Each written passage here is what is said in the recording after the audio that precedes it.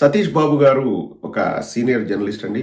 వారి గొంతు అంటే మనిషినైనా గుర్తుపట్టరేమో గానీ, ఆ గొంతు వింటే టక్కున ప్రతి ఒక్కరు కూడా గుర్తుపడతారు. అంతటి సీనియర్ జర్నలిస్ట్ సతీష్ బాబు గారు. వారు చక్కటి విశ్లేషణ చేశారండి. రాష్ట్ర స్థితిగతుల పైన, ప్రజలు ఏమనుకుంటున్నారన్న విషయం పైన. అంటే వారేమి వైఎస్ఆర్ కాంగ్రెస్ పార్టీ కాదు. నాకు తెలిసి వన్ ఆఫ్ ద న్యూట్రల్ జర్నలిస్టులు అండి వాళ్ళు. వారు ఒకసారి మాట్లాడతారు. ఒక 2 నిమిషాలు వినండి. రాష్ట్రంలో పరిస్థితులు ఎట్లున్నాయన్నది చక్కగా వివరిస్తున్నారు. ప్రతి ఒక్కరికి కూడా తెలియాలి. ప్రతి ఒక్కరు కూడా ఇటువంటి విశ్లేషణలను చర్చల్లో పెట్టాలండి. పెడితే ప్రజలకు అర్థమవుతుంది. ఏదో నేను వైఎస్ఆర్ కాంగ్రెస్ పార్టీ గురించి సపోర్ట్ చేస్తా, ఇంకొక టీడీపీ గురించి సపోర్ట్ చేస్తా మాట్లాడడం కాదు. అలా కూడా మాట్లాడొచ్చు, మన వాయిస్ మనం వినిపించుకోవచ్చు. కానీ న్యూట్రల్ జర్నలిస్టులు కూడా ఏమంటున్నారో ఒకసారి రాష్ట్ర ప్రజలు కూడా తెలుసుకోవాలి. వాటికి మనం పబ్లిసిటీ ఇవ్వాలి. ఒకసారి వినండి. జనసేన బీజేపీ కూటమి రథసారథిగా ఆయన అధికార పగ్గాలు చేపట్టి అప్పుడే 677 రోజులు దాటేసింది. సిటీ పాలన ఎలా నడుస్తోంది? అప్పుల భారంతో అడుగులు తడబడే ప్రమాదం పొంచుందా? ఆంధ్ర ప్రజల్లో ఇటువంటి డౌట్స్ చాలానే ఉన్నాయి. గుండెలో అన్నం ఉడికిందో లేదో తెలియాలంటే ఒక్క మెతుకు ముట్టుకుంటే చాలని చెప్పారు కదా. గ్రౌండ్ రియాలిటీ ఏంటో, రాజకీయాలతో సంబంధం లేని సామాన్యుల మనోగతం ఏంటో ఒక్కళ్ళిద్దరిని కదిలిస్తే తెలిసిపోతుంది. 4 రోడ్ల కూడలిలో దొరికే పబ్లిక్ పల్స్ ను మించిన పర్ఫార్మెన్స్ ఇండికేటర్ ఇంకేదీ ఉండదు. ఆ పల్స్ ఆధారంగానే కూటమి ప్రభుత్వ పనితీరును ఎగ్జామ్ చేయొచ్చు. దీంతో చంద్రబాబు 4.0 సిన్సియర్ రిఫార్మర్ ఎంట్రీనా లేక కేవలం పక్కా ఇమేజ్ మేనేజ్మెంట్ స్ట్రాటజీయా అనేది అర్థమవుతుంది. కూటమికి అధికారం ఇచ్చారు. ప్రస్తుతం దాని పనితీరు ఎలా ఉందనే ప్రజలు పరిశీలిస్తారు. కాకపోతే పాత కొత్తల మధ్య బేరుజు మాత్రం వేసుకుంటారు. ఇప్పుడైతే కింది స్థాయిలో విచ్చలవిడి అవినీతి ఉంది. ఎమ్మెల్యేలు, నాయకులు భూ కబ్జాలకు పాల్పడుతున్నారు. ఏ డిపార్ట్మెంట్ కు వెళ్లినా మాఫియాల మాటే చిన్నుబాటు అవుతోంది. ప్రతి పనికి డప్పు చేతులు మారుతోంది. ఇక మహిళల మీద నేరాలకు చెక్ పడట్లేదు. నాయకుల రహస్య వీడియోలు వైరల్ అవుతున్నా వ్యవస్థల్లో కదలిక మాత్రం లేదు. అయితే ప్రభుత్వ యంత్రాంగం వ్యవస్థ ఇంకా సెట్ అవ్వలేదంటూ టీడీపీ టాప్ లీడర్లు కవర్ చేస్తున్నా దీపం ఉండగానే ఇల్లు చక్కబెట్టుకోవాలన్న చందంగా కింది స్థాయి క్యాడర్ రెచ్చిపోతోందన్నది common man version. Point of power అంత ఈజీయా? ఇక చంద్రబాబు ముందున్న అతిపెద్ద లక్ష్యం తన వారసుడైన లోకేష్ కి పగ్గాలు అప్పచెప్పడం. ఈ మధ్య నేషనల్ వర్కింగ్ ప్రెసిడెంట్ గా ఎలివేట్ చేసేశారు కూడా. అయితే పార్టీ పగ్గాలు ఇచ్చినంత ఈజీగా సీఎం పీఠం బదలాయించడం సాధ్యమేనా? కూటమి పాలిటిక్స్ లో సొంత పార్టీకి చెందిన సీనియర్లు సైలెంట్ పాలిటిక్స్ నడపట్లేదా? ఇక కూటమిని అధికారంలోకి తెచ్చిన మెయిన్ పిల్లర్ లాంటి పవన్ కళ్యాణ్ ఫ్యాక్టర్ ఖచ్చితంగా స్పీడ్ బ్రేకర్ కాదా? ఈ రూట్ లో వచ్చే ఆటంకాల్ని దాటే ప్లాన్ చంద్రబాబు దగ్గర అసలు ఉందా? జగన్ ను బూచిగా ఎంతకాలం చూపిస్తారు? పొద్దున లేస్తే ప్రధాన ప్రత్యర్థి జగన్ నామస్మరణ చేయకుండా ఎందుకని ఉండలేకపోతున్నారు? ఆపోజిషన్ లెస్ పాలిటిక్స్ చేయాలన్న ఈ ఆలోచన ప్రజాస్వామ్యానికి కరెక్టేనా? చాలా చక్కటి విశ్లేషణ అండి. అసలు అపోజిషన్ లేకుండా చేయాలన్న ప్రయత్నం అయితే భారీగా జరుగుతుందండి. నేను అందుకనే ప్రతిసారి మిమ్మల్ని కానీ బలంగా టార్గెట్ చేయాలని చూస్తున్నారు. మాట్లాడిన ప్రతి ఒక్కరిపైన కేసులు వేస్తున్నారు. ఎవరైనా మీరు చేసేది తప్పు అంటే వాళ్ళపైన ఉక్కుపాదం మోపడానికి వాళ్ళు ట్రై చేస్తున్నారు.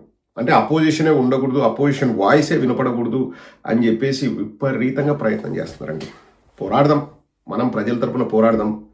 ఆ పోరాటంలో మనకు ఇబ్బందులు ఎదురైనా కానీ మనం ఫేస్ చేయడానికి రెడీగా ఉన్నామండి. ముందుగానే డిసైడ్ అయ్యే ఇవన్నీ చేస్తున్నాము. చేసుకొని ఎంతగా ఇబ్బంది పెడతారో పెట్టని.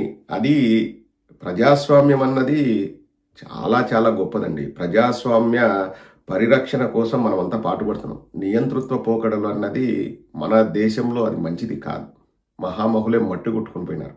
ఇప్పుడు ప్రతిపక్షానికి గొంతే ఉండకూడదు, వాళ్ళు మాట్లాడకూడదు.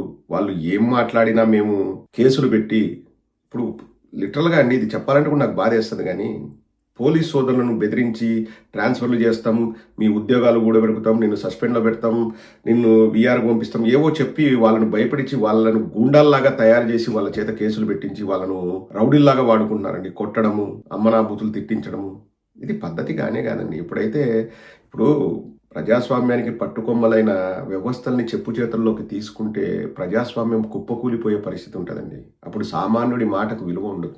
ఇది ప్రతి ఒక్కరు కూడా మనం గమనించాలి.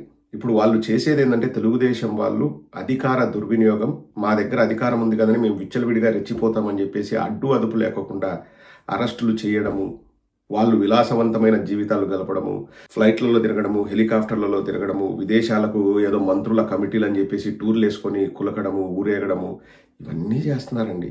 అసలు గ్రౌండ్ లెవెల్లో ఎలా ఉందో సతీష్ బాబు గారు చెప్పారు కదండి.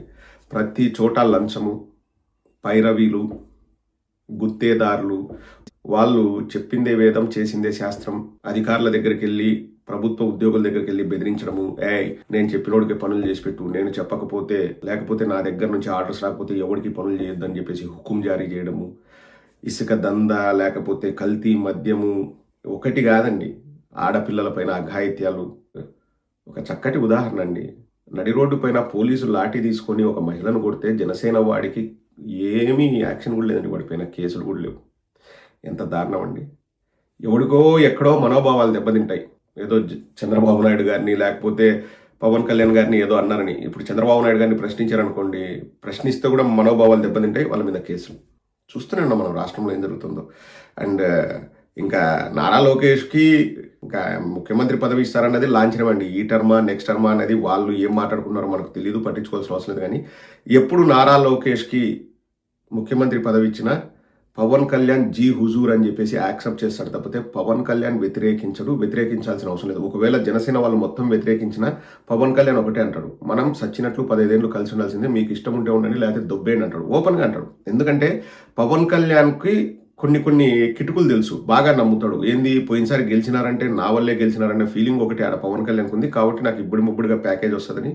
రెండోది, నేను ఏదో ఒక ఎమోషన్ని రెచ్చగొడతా, ఇంతకుముందు కులభావం అన్నా ట్రాప్లో పడినారు, ఇప్పుడు మతభావం అంట ట్రాప్లో పడతారు, ప్రజల్ని గొర్రెల్ని ఎలా చేయాలో నాకు తెలుసు, ఇప్పుడు నేను లోకేష్ని అపోజ్ చేసి నేను పీకేది ఏం లేదు, నాకు పూర్తి బలం లేదు, సంఖ్యాబలం లేదు, కాబట్టి నేను బలం పుంజుకునేంత వరకు లోకేష్ అయితే ఎవడు ఉంటే నాకేంది, నేను ముఖ్యమంత్రి స్థానంలో ఎవరున్నా కానీ నాకు వ్యక్తిగతంగా, నాకు వాళ్ళ పార్టీకి కాదు, నాకు కంఫర్టబుల్గా ఉన్నంత వరకు నేను దాన్ని యాక్సెప్ట్ చేస్తా పోతా అంటారు. అది పెద్ద విషయం కాదండి. ఎందుకంటే ఆల్రెడీ ఇప్పుడు నేషనల్ వర్కింగ్ ప్రెసిడెంట్ ఇవన్నీ ఇచ్చింది ఏం పవన్ కళ్యాణ్ కళ్ళు మూసుకున్నాడా? వాళ్ళు స్టెప్ బై స్టెప్ నారా లోకేష్ని ఎలివేట్ చేస్తున్నారు. ఎంత తెలుసండి, మీరు నమ్మరు, నెలకు 15-20 కోట్లు ఖర్చు పెడుతున్నారు కేవలం నారా లోకేష్ని ఎలివేట్ చేయడానికి. వాళ్ళంత డబ్బు ఖర్చు పెడుతున్నారు. ప్రతి ఒక్క యూట్యూబ్ ఛానల్ కొనేస్తున్నారు. నారా లోకేష్ని పొగడాలి అంతే, మీరేం చేయాల్సిన అవసరం లే.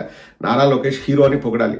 ఎట్లా జాకీలు పెడుతున్నారంటే, ఆ చిన్నారికి 6 కోట్లు ఇచ్చారండి. ఇంతకుముందు జగన్మోహన్ రెడ్డి గారు అలాంటి పరిస్థితి వచ్చినప్పుడు వేరే చిన్నారికి 16 కోట్లు ప్రభుత్వమే డబ్బు ఇచ్చింది. నేను ఇక్కడ ప్రభుత్వం అంటున్నా, జగన్మోహన్ రెడ్డి గారు అన్నట్లే. జగన్మోహన్ రెడ్డి గారు ప్రభుత్వం డబ్బు ఇచ్చింది. ఇప్పుడు 6 కోట్లు ఈ ప్రభుత్వం డబ్బిస్తే వాళ్ళు ఎలా ఎలివేషన్స్ ఇస్తున్నారంటే, 6 కోట్లు కూడా నారా లోకేష్ జేబులో నుంచి ఇచ్చినాడని పబ్లిసిటీ చేస్తున్నారండి. సొంత డబ్బు ఇచ్చారని. ఇంకంతకంటే దారుణం ఉంటుందండి. అండ్ ఆల్సో అక్కడికి వెళ్ళాడు, వాళ్ళతో మాట్లాడుతున్నారు. ఎవరు, చిన్న పాపతో, అంటే పాపను ఎత్తుకుని వాళ్ళ తల్లిదండ్రులు మాట్లాడుతున్నారు. ఓకే ఫైన్, అక్కడ కూడా మైకులు పెట్టుకుంటారండి. అంటే పబ్లిసిటీ, ప్రతిదీ పబ్లిసిటీ ఊదర కొడుతున్నారండి, మామూలుగా కాదు. నేను మీడియాలో నేను చూస్తాను కదా, నెలకు 25 కోట్ల దాకా కేవలం నారా లోకేష్ని ఎలివేట్ చేయడానికే ఖర్చు పెడుతున్నాడు.